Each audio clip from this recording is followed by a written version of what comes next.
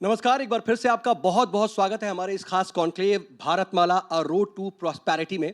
हम अलग अलग मेहमानों से बातचीत कर रहे हैं और मेरे साथ मौजूद हैं national highway for electric vehicle के डायरेक्टर अभिजीत सिन्हा साहब। अभी साहब बहुत स्वागत है आपका, माइक ले लें सर।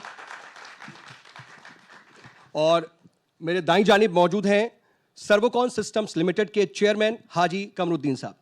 कमरुद्दीन साहब आपका भी बहुत स्वागत। कमरुद्दीन सर, आपके पास आओ। चार्जिंग स्टेशंस की बात हो गई। जब भी इलेक्ट्रिक व्हीकल्स की बात आती है, यहाँ पर मौजूद जितने भी लोग हैं, जब भी इलेक्ट्रिक व्हीकल्स के बारे में जहन में सोचते भी हैं, या फिर कोई ऐसा नहीं होगा जो इस बारे में कहीं ना कहीं अपने मन में एक विचार लेकर के ना आया हो कि क्या मुझे आने वाले वक्त में पेट्रोल डीजल छोड़ देना चाहिए, क्योंकि सभी जानते हैं कि वो लाइक अब पॉकेट फ्रेंडली तो नहीं रह गया। जिस तरह से इलेक्ट्रिक वाहन के लिए हम लोग प्रयत्न हैं और आने वाले जो कल का जो फ्यूचर है, या जो हम ये कहेंगे आने वाला युग ही हमारा बदल जाएगा। जिस तरह से अभी हमारी जो डीजल और पेट्रोल की कीमतें बढ़ रही हैं, उसकी वजह से सारा कुछ सिस्टम इफेक्ट कर रहा है। अभी ट्रांसपोर्टेशन इफेक्ट कर रहा है, सारी इकोनॉमी उस पर इफेक्ट कर रही है। जब हमारी ये गाड़ियाँ इलेक्ट्रिक गाड़ियाँ आ जाएंगी, उससे हमारी बहुत बड़ी बचत आएगी। उसके अंदर आप समझ लीजिए जो हमारा इंपोर्ट हो रहा है इतना सारा डीजल और पेट्रोल, उसकी हमारी सारी बचत होगी। तो सबसे बड़ा फ़ायदा ये होगा कि हमारे हिंदुस्तान में एक इकोनॉमी का जो है ना बहुत बड़ा बदलाव आएगा, जो अभी आप साल 2 साल 4 साल के अंदर देखेंगे। जैसे अभी हमारी निर्भरता दूसरे देशों के ऊपर है कि हमें उसके बगैर अभी जीना हमारा मुश्किल हो रहा है, तो ये जो हमारी जो सोच है इलेक्ट्रिक व्हीकल की आने वाले टाइम की, ये बहुत बड़ा बदलाव लाएगी। इससे हमारे देश में अंदर जो महंगाई है उस पर भी बहुत बड़ा फर्क पड़ेगा। अभी जो हमारी ढुलाई हो रही है, डीजल ज़्यादा महंगा होने की वजह से आप देख रहे हैं कि कितना ज़्यादा हर चीज़ पे फर्क पड़ रहा है, जो हमारे आम आदमी के ऊपर इसका फर्क आ रहा है। लेकिन एज अ सर्वोकॉन, आप तो पावर जनरेटर्स के जोन में अच्छा काम करते हैं, one of the leading company है आप पूरी देश की। क्या आप चार्जिंग स्टेशंस को लेकर के भी कुछ प्लान कर रहे हैं, और इसको लेकर के गवर्नमेंट के साथ कितना आप टच में हैं? नहीं, हम बिल्कुल इसके लिए प्लान कर रहे हैं कि ये बिल्कुल फ्यूचर है किसी भी कंपनी को आगे कराने के लिए। तो हमें अपने अलग वर्टिकल में जाना बहुत ज़रूरी होता है। किसी भी कंपनी को अगर हमें बहुत ऊपर लेके जाना है, तो इसके लिए हमने पूरा 100% प्लान किया हुआ है। और बहुत जल्दी हम लोग भी मैन्युफैक्चरिंग जो है ना इसकी स्टार्ट करेंगे, और इसमें बढ़िया क्वालिटी का हम चार्जर देंगे, जिससे गाड़ियों के लिए फ़ायदा होगा और सभी के लिए फ़ायदा होगा। क्योंकि अभी लोगों सबके मन में यही रहता है, जो अभी आप बता रहे थे कि हम घर से निकलेंगे पता नहीं कितनी दूर जाके हमें मिलेगा। क्योंकि अभी क्या होता है कि अगर हमारे पास पैसे हैं तो हमने डीजल डलवा लिया, पेट्रोल डलवा लिया, और हमें हर 15-20 किलोमीटर पे आराम से उसकी सुविधा मिल रही है। लेकिन अभी हमने जैसे अभी देखा है कि अभी ज़्यादा हमारे जो है सर्विस स्टेशन नहीं लगे हुए हैं, ज़्यादा अभी 300-400 ही अभी पॉइंट जो है चार्जिंग के करीब लगे हुए हैं। उसके मुकाबले में हमारे जो अगर हम इसकी बात करते हैं पेट्रोल पंप की, तो करीब 70-75 हज़ार हमारे पंप हैं। तो उसके मुकाबले अभी बहुत कम चार्जर हैं। इसके लिए ऊपर हम कदम उठा रहे हैं, और भी लोग प्राइवेट सेक्टर से लोग इसके अंदर आ रहे हैं और अलग अलग चार्जर लगा रहे हैं। जो ईज ऑफ डूइंग बिजनेस के थ्रू आगे आ करके इस सेक्टर में कहीं ना कहीं प्लान कर रहा है, उसको गवर्नमेंट क्या दे रही है? मन में क्या सवाल है? इनके सवालों का जवाब आपके पास। देखिए, मैं ईज ऑफ डूइंग बिजनेस की जो टेक्नोलॉजी की विंग है, जो प्रोग्राम की विंग है, उसके पायलट को हेड करता हूँ।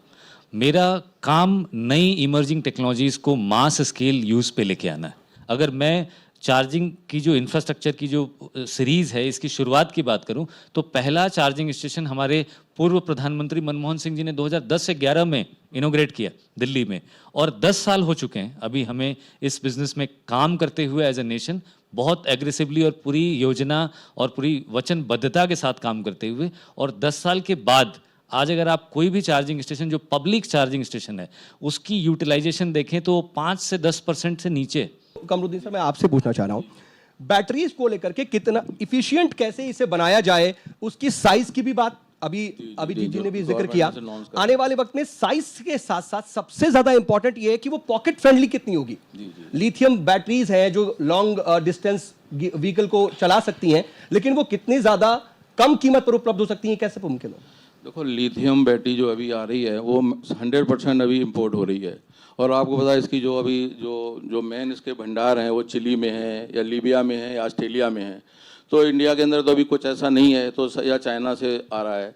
तो ये सारी की सारी जब रॉ मटेरियल है हमारा जो इंपोर्ट होके आ रहा है, तो अभी वहाँ पे डिमांड, चूँकि वर्ल्ड वाइड बहुत बड़ी डिमांड इसकी बढ़ गई है, तो डिमांड ज़्यादा होने की वजह से प्रोडक्शन कम हो रहा है इसकी, हमारा इसमें रेट ज़्यादा आ रहा है। और लिथियम की वजह जो है उसकी कम से कम 8 से 10 साल तक भी लाइफ जा रही है, जिस तरह से अभी इस पर जो रिसर्च चल रहा है। तो मेनली इसके अंदर क्या है कि जो भी हम बैटरी की बात कर रहे हैं, जो लिथियम मैन जो बैटरी बन रही है, इसकी जो कॉस्ट इसीलिए ज़्यादा हो रही है क्योंकि ये अभी हमारे पास उसका रॉ मटेरियल जो है ना बहुत महंगा आ रहा है। तो सबसे पहले गवर्नमेंट को भी, प्राइवेट सेक्टर को भी इस पर हमें R&D करने की ज़रूरत है कि इसको और कितना बेटर बनाया जा सके।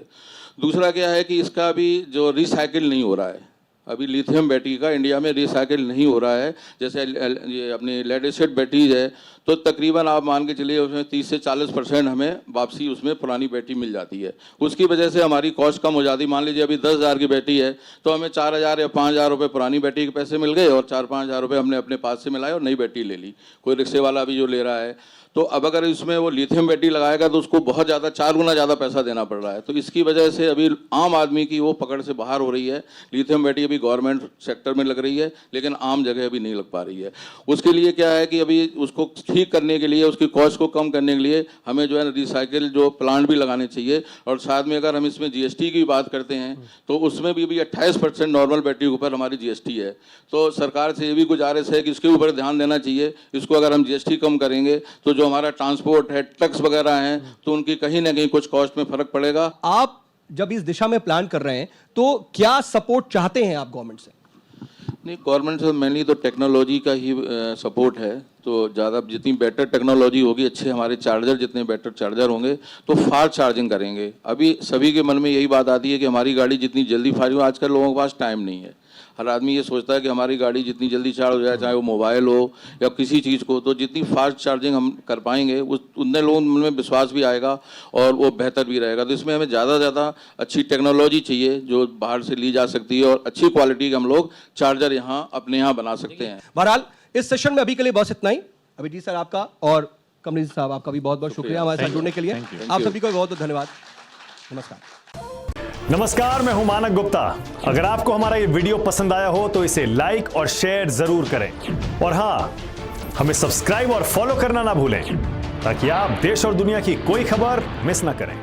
चाहे कोई ब्रेकिंग न्यूज हो या कोरोना वायरस से जुड़ी कोई भी अपडेट, पॉलिटिक्स हो या आपकी जेब से जुड़ी कोई खबर, इलेक्शन की कोई न्यूज हो, कोई कंट्रोवर्सी हो या फिर कोई वायरल वीडियो, सब कुछ मिलेगा News 24 पर। तो जुड़े रहिए हमारे साथ और देखते रहिए News 24।